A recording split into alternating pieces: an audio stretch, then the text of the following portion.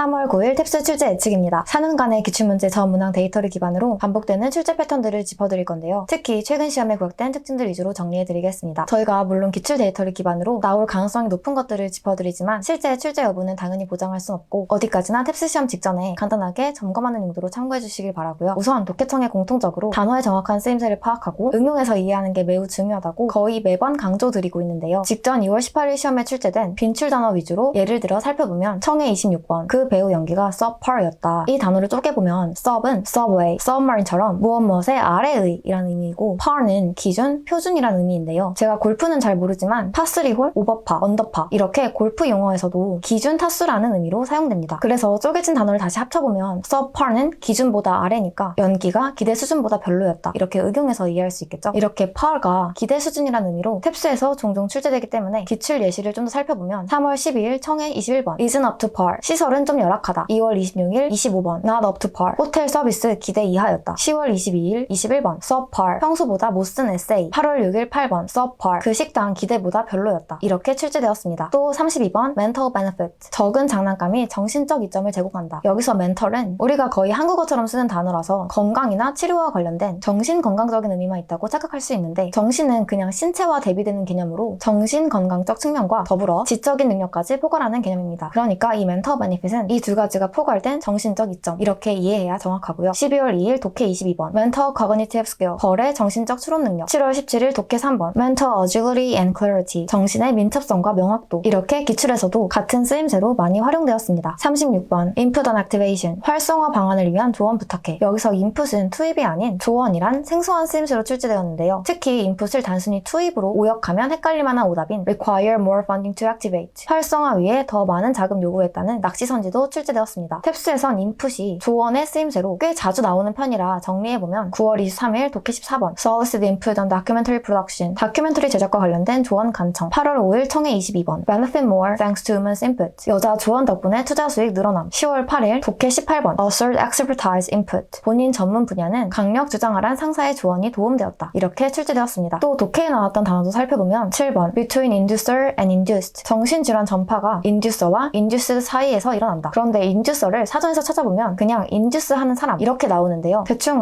인듀스 하는 사람이구나 이렇게 알고 넘어가면 이해가 사실 잘 안 된 거죠. 인듀스는 설득하다, 유도하다라는 뜻이 있는데요. 그러니까 병을 유도해서 병을 유발하다, 초래하다 이런 의미가 있습니다. 그래서 이 지문에서 인듀서는 남에게 병을 유발하는 사람이니까 병을 전염시킨 사람인 거고 인듀스드는 병을 전염당한 사람으로 응용해서 이해할 수 있습니다. 그렇다고 해서 인듀서는 무조건 사람이구나 이렇게 이해하시면 안 되고 어떤 상황에서 유발하는 물질이나 성분일 수도 있겠죠. 그래서 항상 그 지문에서 사용된 정확한 쓰임새를 이해하려는 목적으로 응용하는 게 중요합니다. 15번 foul tasting, 18번 foul smelling 이렇게 독해 한 회차에서 15번, 18번에 foul이 수식하는 foul tasting, foul smelling이 나왔는데요. 사실 우리가 foul은 파울, 반칙으로 잘 알고 있죠. 그래서 그 반칙 진짜 더럽다, 그 반칙 진짜 역겹다 이렇게 foul하면 생각나는 안 좋은 수식어가 바로 이 단어의 의미니까 foul이 붙은 맛과 냄새면 역겨운 맛과 역겨운 냄새구나 이렇게 응용해서 이해하실 수 있고요. 기출에선 12월 4일 독해 14번 foul tempered 부상 후 성질 고약해진 왕 이렇게 나온 적도 있습니다. 이렇게 탭스에선 단어의 생소하고 포괄적인 쓰임새를 응용해서 이해하는 게 거의 필수적인데요. 단어의 가장 보편적인 한글뜻만 알고 있으면 정확한 해석이 안 되고 감으로 대충대충 이해하는 습관이 생겨버립니다. 그리고 사실 이렇게 단어를 분석해서 이해하는 게 꽤 재밌거든요. 그러니까 문제 풀고 단어를 리뷰하실 때 내가 알고 있는 단어라고 할지라도 꼭 그 문제에서 응용된 정확한 쓰임새를 분석해서 파악해본 뒤 그 쓰임새로 응용된 다양한 기출문장과 사전 예문들을 추가로 학습하시길 권장드립니다. 두 번째, 독해청에 공통적으로 학년별, 학위, 진행 상태별, 학생을 지칭하는 다양한 표현들이 나오는데요. 나올 때마다 거의 매번 지문 선지 돌려 말하기나 낚시 오답으로 활용됩니다. 직전 2월 18일 시험에선 청해 26번 지문에 나온 sophomore 여자는 2학년이다를 오답 선지에서 first year of college 여자는 1학년이다 이렇게 숫자 낚시 오답으로 나왔고요. 독해에선 첫 번째 긴 지문 only graduate student 대학원생만 입주 가능하다를 정답에선 undergraduate not considered 학부생은 고려 안 한다 이렇게 돌려 말했습니다. 탭스를 준비하시는 분들이 대부분 대학원 진학을 희망하시기 때문에 이미 잘 아실 수도 있겠지만 이렇게 freshman, sophomore, junior, senior 학년별로 학생을 지칭하는 표현이나 undergraduate student, bachelor's degree, graduate student, master's degree, doctoral degree 이렇게 학위 진행 상태에 따른 표현들도 따로 한 번쯤은 정리해 두시길 권장드립니다. 다음 청해에선 파트 1, 2, 3 대화문에 정말 자주 나오는 빈출 소재 회사 승진 중 직전 2월 18일 시험에 나왔던 제3자 승진 여부를 다뤄드릴 건데요. 이제까지 탭스 기출에서 어떤 식으로 출제되었는지도 한 번에 모아서 정리해 드리겠습니다. 직전 시험에서는 파트 1 10번 Should we promote Bob to supervisor? 밥을 관리자로 승진시켜야 할까? 질문했고 정답은 Considering his recent performance, not sure personally. 그의 최근 성과를 보면 개인적으로는 글쎄. 이렇게 굉장히 우회적으로 밥의 승진을 반대했죠. 이 정답 선지를 좀 더 뜯어보면 밥의 성과에 대한 직접적인 묘사가 없는데요. 질문에서 승진을 찬성하는지 반대하는지 의견을 물어봤는데 정답 선지에서 의견의 근거로 든 his recent performance, 그의 최근 성과는 긍정도 아니고 부정도 아니고 그냥 중립적입니다. 그리고 not sure personally로 반대하고 있고요. 그러니까 이 대답은 질문하는 범위에 완벽히 포함되는 선지라서 정답입니다. 그리고 이 문장만 읽으면 근거가 중립적으로 보이지만 사실 그의 최근 성과가 좋지 않다는 것도 유추할 수 있습니다. 만약에 이런 대화와 문장이 파트 3 대화문에 나왔다면 밥의 최근 성과가 좋지 않았다, 이렇게 인퍼 문제로도 출제될 수 있습니다. 또 재밌는 건 이 문제에 헷갈리는 오답 선지로 probably, given his lackluster attainment, 아마도 그의 미비한 성과를 보면, 이렇게 정답과 굉장히 비슷한 문장 구성이 나왔습니다. 이 오답도 뜯어보면 승진시켜야 할까? 질문에 probably, 아마도, 이렇게 승진에 대해 찬성했고 바로 뒤에 lackluster, 성과가 미적지근하다, 이렇게 승진을 반대하는 부정적인 근거를 들어서 선지 자체가 모순되는 앞뒤 모순 낚시였습니다. 이렇게 정답과 오답이 비슷한 문장 구성이지만 정답은 오히려 우회적이고 오답은 lackluster, 이렇게 더 직접적인 단어가 들어가 있는 것도 앞뒤 모순 낚시의 특징적인 포인트입니다. 또 다른 오답을 보면 only if it is you cut out for, 네가 적임자라는 걸 그가 알아봐야만 가능하다는 입장 낚시 오답이 나왔는데요. 원래도 파트 1, 2, 3 대화문에는 입장 낚시가 많이 나오는데 이렇게 제3자가 등장하는 상황에서는 더욱더 선지에 he, you와 같은 대명사가 누구를 지칭하는지 명확하게 파악해야 입장 낚시 오답을 피할 수 있습니다. 제3자 승진 여부가 기출에서 또 어떻게